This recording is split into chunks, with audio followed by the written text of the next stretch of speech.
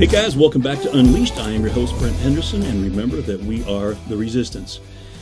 Man, it's good to be back today, and today's going to be a great topic. It's going to be hard, it's going to be good, it's going to be hopefully educational, and something that a lot of men need. I think probably most men. And we've talked before about like the father wound and how difficult, that is for as a man gets older and he's beginning to realize he had these areas where he felt inadequate, insufficient, and just some things were missing. And so as I was thinking about the topic we were going to be doing for this podcast, I reached out to my Facebook. I have a private group called Unleashed Men. If you want to be a part of that, you can go on there and you can just kind of fill out the questions when you apply for it, and then you'll just kind of get accepted once you fill the questions out. But I asked the guys, I said, hey, what do you guys would like to talk about in some of these upcoming topics?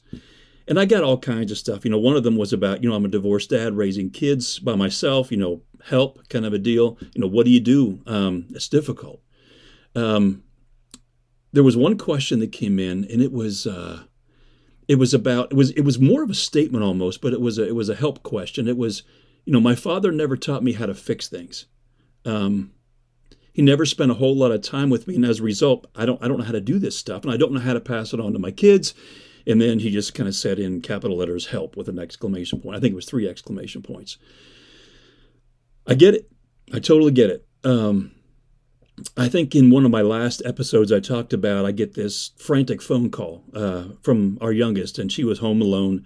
And I was at a meeting with my pastor, and she said, hey, the upstairs bathroom has flooded. It's going down through the floor. I jumped in my truck, got home, and I spent a lot of time, several hours, trying to get this mess cleaned up.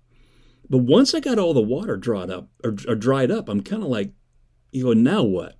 Am I going to have to pull the carpet back and get fans in there? Am I going to have to replace the linoleum? And if I do, how do I do that? Am I going to have to call somebody?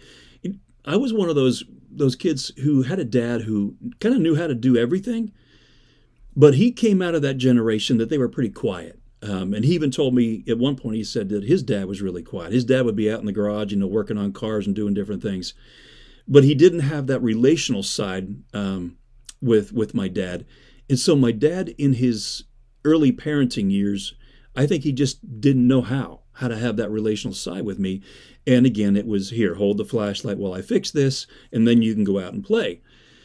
And as a kid, you go, that's great. I didn't have to go fix anything myself, and I can go out and do whatever I want to do. But what it does is it leaves a gaping hole as a boy becomes a man, and he doesn't know how to do stuff.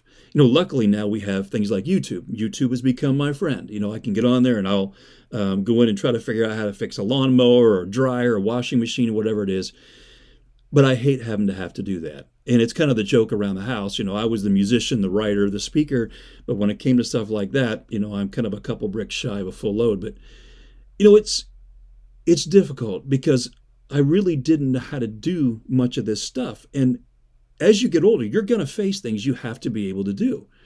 I remember the wheel bearing going bad in the mower. I'm riding the mower and I'm looking down and I'm seeing this wheel kind of wobble. And I'm thinking, man, did the bearing go out? What happened in my wheel? Did the axle, is it break? What's happening here?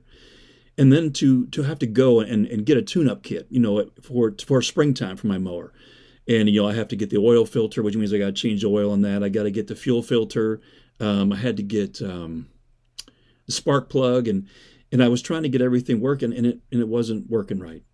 So here I am going, now what? I just replaced all these things. Well, then maybe it's the coil. Well, where's the coil on this riding lawnmower? How do I replace that? Maybe it's the gas is bad, and you've got to be able to drain all this stuff out. Well, do I have to siphon? There's just all kinds of questions that, you have to think through.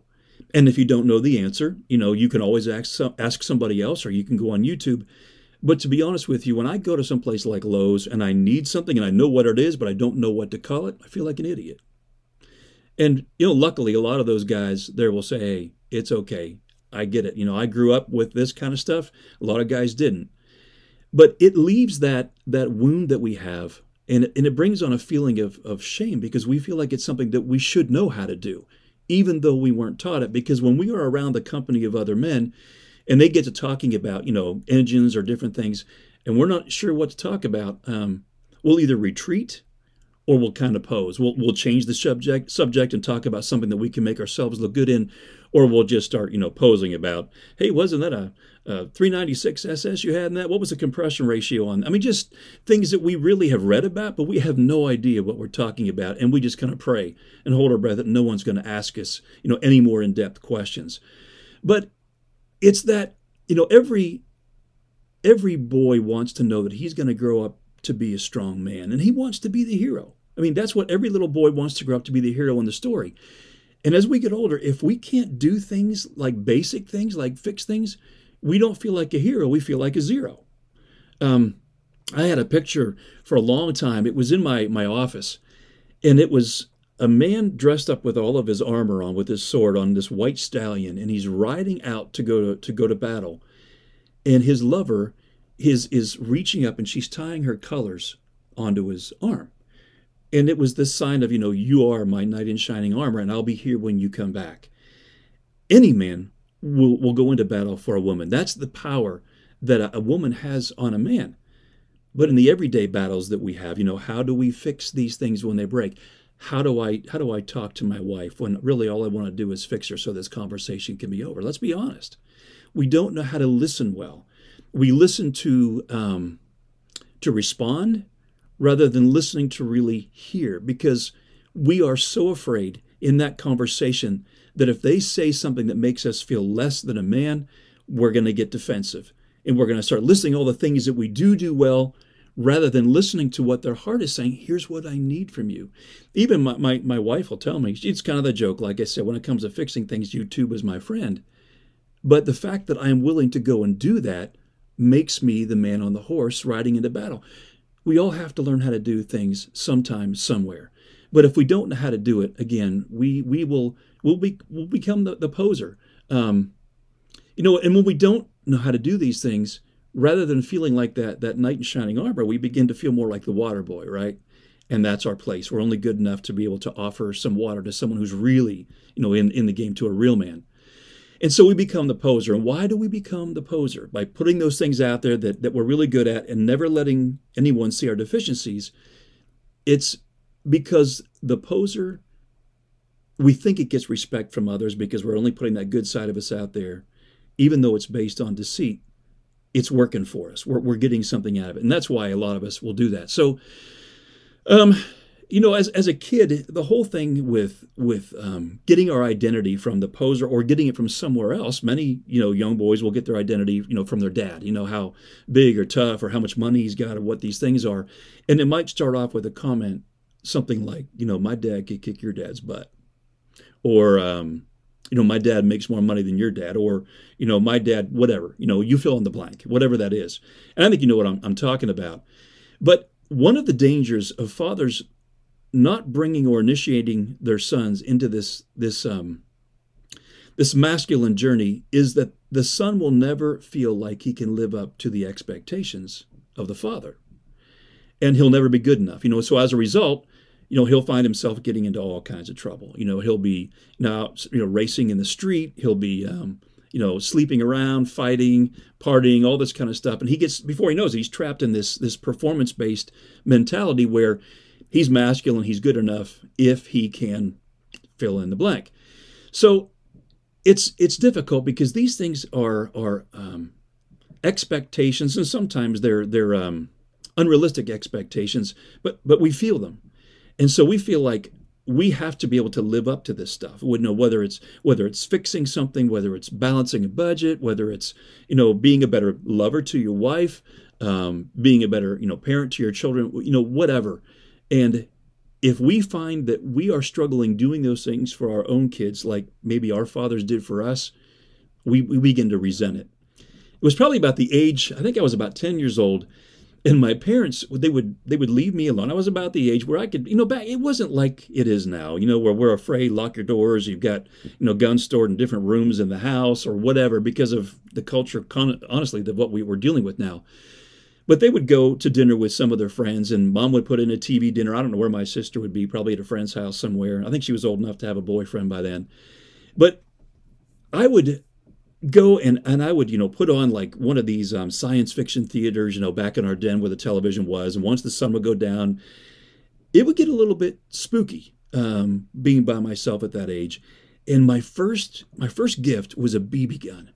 And that BB gun was something that I carried with me all the time. And when I was in the woods, I always had it with me. It was a Crossman. Remember the pellet gun? You could kind of take and you pump the thing up, and it could be pretty powerful. I mean, you could shoot these pellets out of there. They were almost as strong as like what a 22 was. But when my parents would leave, and the TV dinner was done and science fiction theater would be going on, I'd start hearing sounds, around the house. It could have been the furnace, kicking on. It could be the house settling, whatever it was. But my dad, being a school teacher, he was a disciplinarian. He was pretty strict, great teacher. But he would have some guys that didn't like him, of course, like any teacher will have. And because they would know where we lived, not too far away. We were about a mile away from the school. Sometimes they would come and do things, throw snowballs at the house, all kinds of stuff. They lit a corn stalk. My father had a bunch of corn stalks, tied together at Halloween one year, and someone came and lit it on fire, and it fell against the house, and the whole side of the house was black. Luckily, it didn't catch anything on fire. They would take rocks and put them in snowballs and throw them at the picture window, just eggs, stuff like that. And being left alone at the age of 10 was pretty spooky for me. And so I would get this BB gun, and I can remember I'd get the thing all pumped up. They'd say you pump it 10 times. I'd go 15 or whatever it was, trying to get as much power out of it as I could. And it's kind of funny because one time I can remember hearing something and couldn't make sense of what it was. And so I went and got in the bathroom, and I started talking like I was an adult, trying to act bigger than what I was and threatening whatever the noise was, I'll shoot you, whatever this thing was. But that was the poser. It began. And so it was like trying to be bigger than what you are, trying to be something that you're not, and not wanting that person or others to know that you really don't know what you're doing here, that you really are afraid, and you're afraid to step into this. And my dad wasn't a hunter. He wasn't a fisherman. He didn't lift weights. He didn't know how to fight. All the kind of things that I love to do and I've been doing for years. That wasn't his area. And so he typically wouldn't make himself real available in those areas because he didn't know how to do it. And just like all of us, if we don't know how to do something, sometimes it's easier just to ignore it or walk away, act like it's not really there or happening, so we don't have to be exposed, that we don't know what we're doing. And my dad was no different when that stuff. And I'm thankful. My dad did take me hunting and fishing a few times, and great memories. We never really saw or caught much, but great memories because my dad was willing to go out and do those things with me. But it wasn't like an everyday thing. I can remember I wrote a song years ago. It was back in the 90s. I had recorded, I think it was off of my Brother to Brother album. I think's which one it was on. And it was a song called Love is Spelled Time. And the first verse said, I used to have a best friend when I was growing up. I remember when he showed me his brand new baseball glove. I thought he was so lucky until I heard him say, I wish my dad could take the time and teach me how to play. The chorus went on, love is spelled time, love is spelled time. It's something you spend, not something you buy.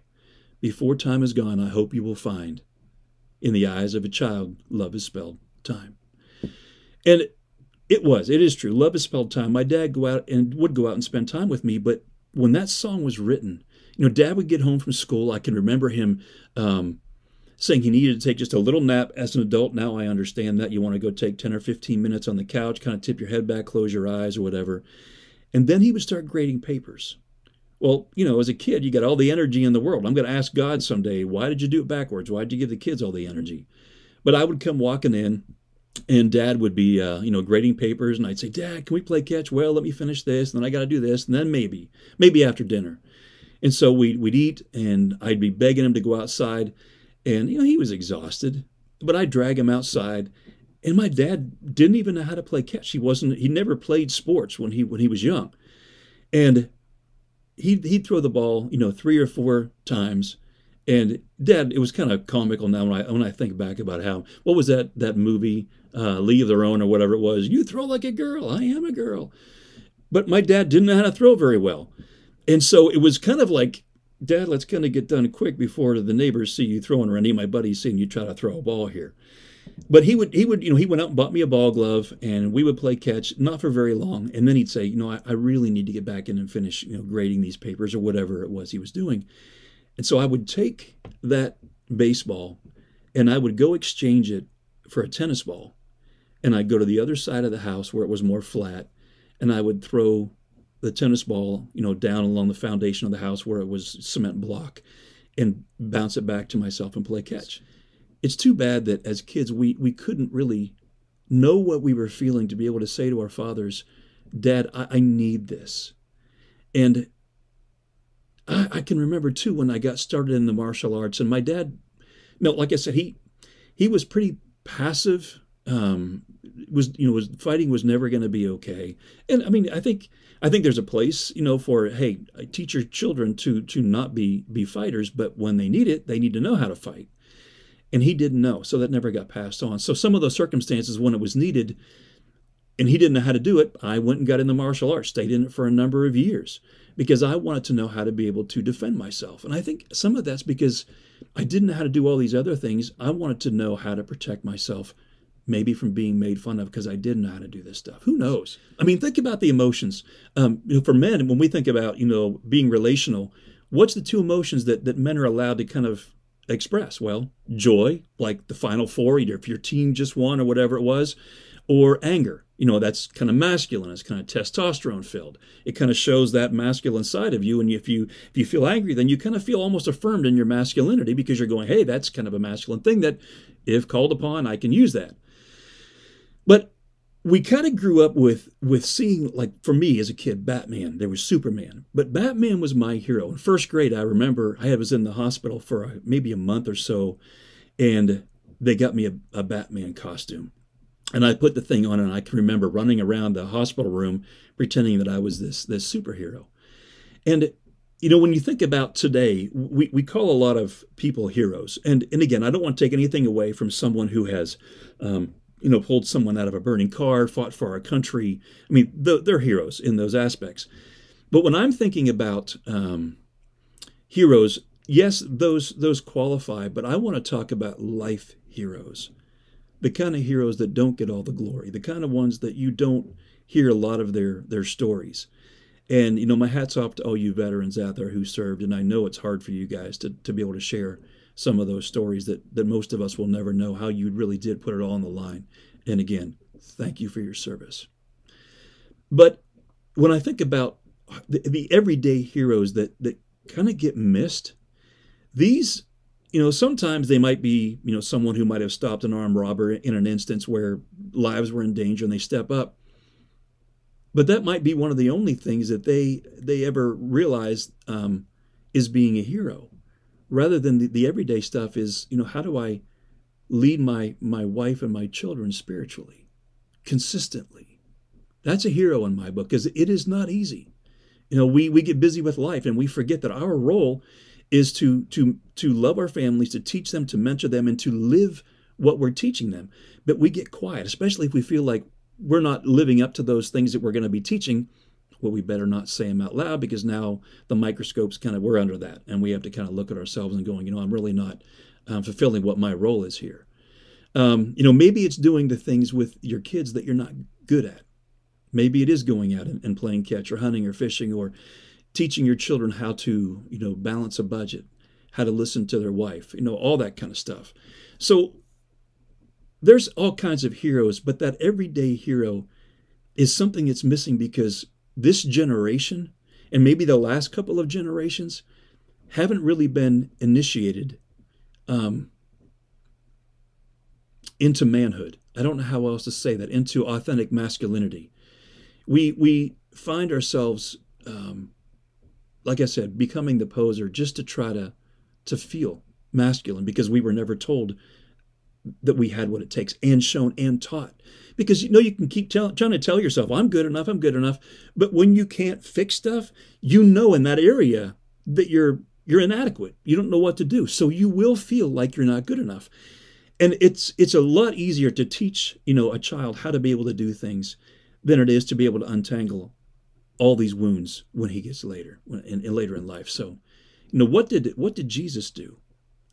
And what Jesus did was he he initiated them by deeply investing in them. He taught them. He loved them. He equipped and empowered, the disciples. He sends them out, right? He tells them, where to be going and what to do, what to ask for, what you need to be able to be looking for. And he gives them the power to be able to, fight against the enemy. He's given them his name. He's giving them the power of all heaven, that they're able to, with their faith, move mountains. All they have to do is speak it in his name. And the majority of Jesus' efforts, when you go back and you look at it, they were directed toward the 12 disciples. And I think that's really important, because as men, we're going, I don't know how to do this life alone. And Jesus shows us you're not supposed to be doing it alone. You need to have that band of brothers that you're walking with. It's not just enough to be able to go, I received Christ, I prayed the sinner's prayer, whatever, and now I'm a believer.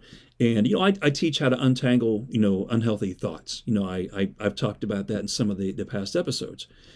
But there's a lot more to the masculine journey, this crisis in masculinity that we're talking about. And you might be able to fix a tractor. You might be able to renew your mind with scriptures that you know how to find because you were taught how to do that.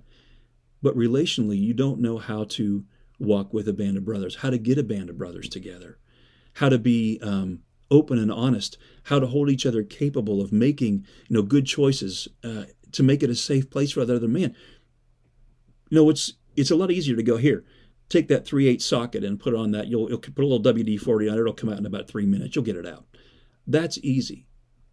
But relationally, opening yourself up to the company of men, exposing those areas where you don't know how to fix something, you don't know how to do something. You're struggling in your marriage. Maybe you're struggling in your sexual life, and that's something you're so ashamed about, you don't know what to talk about. But when you are in the company of men who really don't care what others think about them, and they care more about you than they do your sin, now you have a place where you can talk about anything. Like when I went to Lowe's the other day and I told this guy, I'm not sure what it is, the part that I'm called, and he told me what it was. And he goes, yeah, no worries. He made me feel safe. And then I could ask more questions. And guess what? Then I learned what it was called. Then I learned how to be able to do it. And now I can pass that same thing on to my kids. So Jesus, he taught us how to initiate these men on a daily basis by loving them, teaching them, sending them out, all these things. And it's that laying down our lives for others that makes us the hero. It's not just that running into the burning building, although that is heroic. But the everyday heroes, you're the hero in your story. Now, who else could be? God put you here for this time, for his purposes, with the gifting, the way that he has made you. And he is going to use that. That's a big part of your purpose.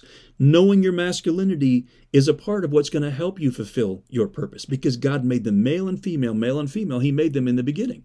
So you're the hero in your own story. But here's the thing. Are you willing to engage, to get plugged into that story, even when you feel inadequate? Because you don't get knowledge from nowhere. You only know something when you know it. And that means laying down your willingness to be embarrassed about something so that you can learn it. So now you can own it and you can pass it on. But one of the most powerful, I think, things that Jesus taught us in initiating, teaching men, what does that look like to be the hero? The disciples, they've been arguing, who's the greatest, all this kind of a thing. Like most men, we want to know, am I better than you? Am I bigger, badder, have more money, more education, whatever? But what's the example that Jesus is giving in these verses throughout the New Testament? What does he do? He doesn't go out and have a list. Hey, look at how many, demon-possessed people that I healed here. Look at how these women, caught in adultery, I was able to forgive and set their feet on a different. Those are all great things. And they were written about by others. But what's the example that Jesus does? First of all, he's serving those people, right? He's going out and he's healing them. He's not trying to get money from them. He's not trying to become popular and get a platform and have a podcast on YouTube or Spotify or whatever. He's serving. But what does he do with the disciples that's like the ultimate? He gets down and he washes their feet. And understand in that culture, feet are very dirty. You're on the ground all the time. And he humbles himself. If you want to be the greatest, he talks about, be like one of these children. But the message he's saying is you have to serve. It's not all about, putting yourself out there to be the hero, to look the part in order to be the part. If you serve others, you will be the hero because you're doing exactly how Jesus did it. Some of the memories that I have of my dad, like I said, he didn't do a lot of things I like to do. So I never kind of looked at him through that lens of being, a great athlete or a great hunter or fisherman, things that I kind of hold up, myself. He was consistent. He worked hard. He supplied the family with everything we needed. We never had to worry about, being in financial straits because he was incredibly responsible to make sure that we all had what we needed. You begin to appreciate that, the older you get. And it's something now that I want to be able to model. Being in full-time ministry like this, guys, and this is what I do. I speak to men all the time. It is my calling. There's no question about that. It's been affirmed by so many different times, and I'm thankful. I love it. Absolutely love and passionate about reaching, men for Christ. And by the way, let me say this now, kind of while we're at it. If you're watching the Unleashed podcast, it's free, and I'm glad. And I want to keep doing these until I take my last breath. Seriously, I'll probably be doing a podcast in a hotel or in a hospital room somewhere. I get over here, honey. But Unleashed Plus is something that I created, and you can find that if you go to unleashed.men. You'll find my Unleashed page, and you'll see something called Unleashed Plus on there, and you can become a part of that. These podcasts we're doing, I'm breaking them down, and I'm doing small group studies out of them. There's free prizes every month. You can get a free download of my book that's over there, that Into the Wilds, and the audiobook. There's all kinds. If you guys that love whitetail hunting, there's Whitetail Wisdom series you can get in, and it's $9.99 a month. I think it's $99 for the year. But what that really is doing, it's supporting us. Just like you have Compassion International, they're putting the packets out to help, supply and feed these kids. That's my calling, is to feed men, is to help them understand who they are in Christ and then give them what they need to do battle. I always say we are the resistance. Well, you can't be resisting the enemy if you don't know how to do battle. So that's what Unleash Plus really is about. It's going to be helping disciple men to go and do the same thing. And there's some exciting stuff on there. So anyhow, go to that and you'll find it on there. We'd love to have you be a part of that resistance through Unleash Plus. And for those of you that want to be able to give, you want to go to a 501c3, you'll find it on there as well. It's called World Renewal, and you'll just look at my page. I think if you click on the link on there, it'll take you right to it. And we need your support. We really do, because this is what we're called to, and this is what I do full time. Anyhow, men have lost the vision. They have lost the ability, the understanding of how to initiate their sons into becoming men. And we've left it up, frankly, we've left it up to the media. We've left it up to social media. We left it up to TikTok or Facebook or the reels and everything that we watch. And you see, and it's kind of disgusting, because I watch some of these reels and different things, and I see, young women on there, dressing as skimpy as they possibly can, just trying to get likes. The question that she's got is, am I enough? That's a woman's question. Now, a man is, do I have what it takes? And so she's dressing this way or acting promiscuous or whatever to get a man's attention. And I see guys on there all the time, trying to make full court shots with basketballs, or, they're parkour and they're jumping all over the place and doing flips or motocross and all this stuff. And I love the adventure. It's all kind of fun. But when our eyes are constantly seeing people doing those kind of things and they're amazing, we begin to compare ourselves to that. And when we can't do it, there becomes to be this crisis in masculinity, a crisis in femininity. We're trying to model our lives after what we're seeing in the media, and the media is tainted. It is not the authentic version. And now they don't even know, would you identify what a woman is? And they can't answer that question. Seriously? I can answer it real quick. So let me ask you a question then. We were talking about this crisis of masculinity. We're talking about heroes and the everyday heroes, how Jesus was a hero. How many of you had heroes growing up? Can you remember who they were? How many of you long to be the hero in your story? And the one that you're living right now. How many of you want to be that hero? How many of you feel like you're failing at that? I think if we're stuck being the poser, we don't feel like we're failing. But when we look in the mirror and we look under the hood, we know we've got some growing to do. If you don't feel like you're the hero in your story, you don't feel like you're good enough, where is that voice coming from? Why do you feel like you need to pose to be the hero? Like I said, we see a lot of that on social media, and we think we have to be like that. And when that being the poser works for you, you're going to keep doing it because you're getting something out of it. It's filling a need that you think that you have that should be getting filled by God. But we take our question to Eve. We take our question to our kids. We take it to other men, when really understanding that our identity is in Christ is our roar within. That is where all of this can come from. Why would I care? I have to look on YouTube. I wasn't taught it. There you go. I shouldn't know how to fix something if I was never taught. And guess what? I'm going to pick myself up by my bootstraps here. I'm going to go learn how to fix it, and I'm going to do it. And guess what? I'm going to feel better for it. And guess what else? It's going to get the respect of others when they understand what's going on, because they're going, he was willing to do whatever it takes to be able to learn how to do this stuff. I have a lot of respect for men and women out there that are willing to do that. So, and not only does the hero within us be that daily serving thing that we see, and I was talking about getting the respect, of others when we do that, it's pouring into them and saying, I saw this in you.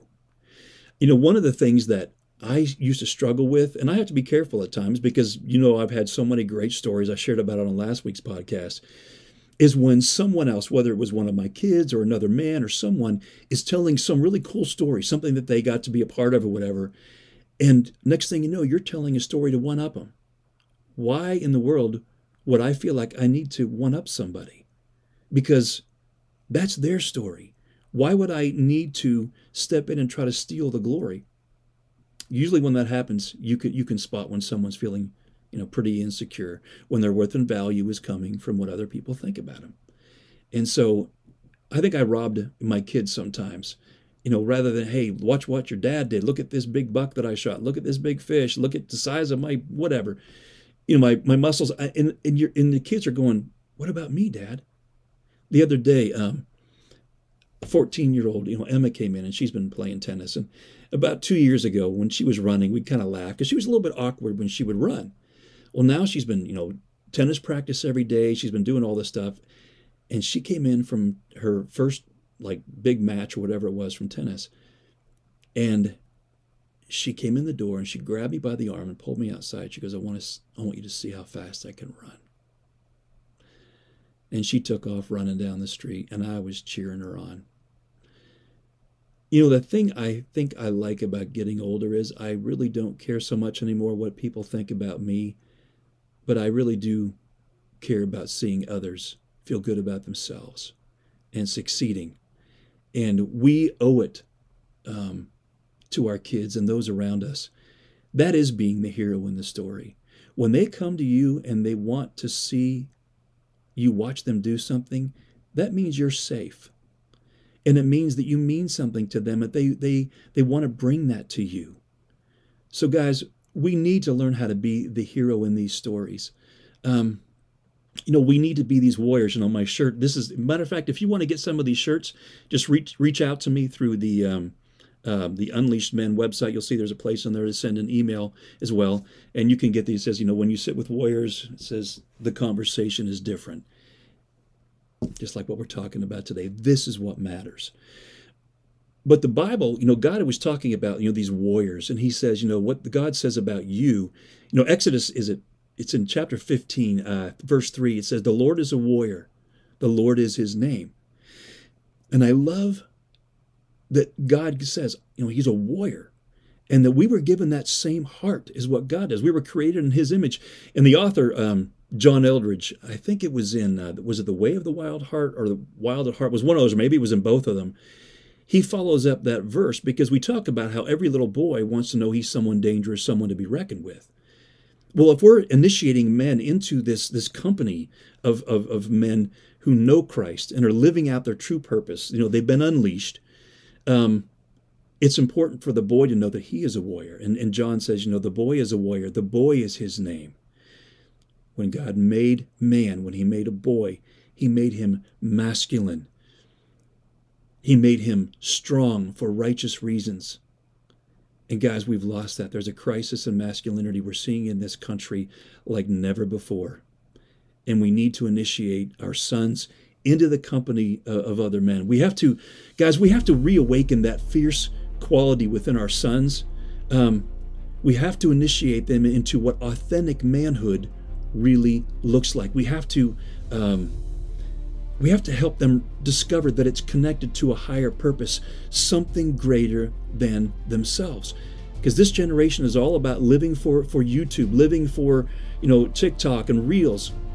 It's about teaching them how to find their place in the battle that is something greater than themselves. And we have to invite them into a company of men. We have to invite them into a brotherhood. We few, we happy, we band of brothers. It's time to initiate our sons into the resistance. And Ben, I do believe you have what it takes. And it is time to train our sons how to become unleashed. We'll see you next time.